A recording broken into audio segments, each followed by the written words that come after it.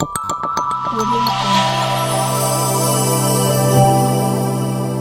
Jungle. السلام علیکم ګرانو دوستانو، زه یم مطیع الله سالار او تاسو ګورئ پښتو نیوز. نن موږ درته یو مهمه خبره لرو.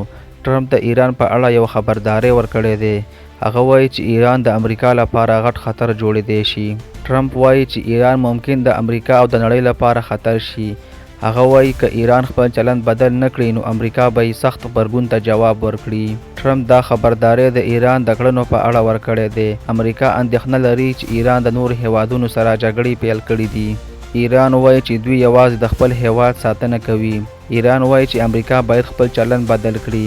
ټرمپ غواړي چې ایران خپلې کړنې بدلې کړي. که ایران خپل چلند ته دوام ورکړي نو د نړۍ امن ته به زیان ورسوي. نو ګرانو کتونکو، تاسو څه فکر کوئ؟ آیا ټرمپ د ایران پر ضد وارننګ ورکول سمه خبره ده؟ خپل نظرونه راسره شریک کړئ. او که تاسو غواړئ چې روزانه د نوي او مهم خبرونو څخه ځان خبر کړئ نو پښتو نیوز خاص تاسو لپاره دی. ضرور سبسکرایب کړئ. تر بلې ویډیو پورې د لوی الله په امان.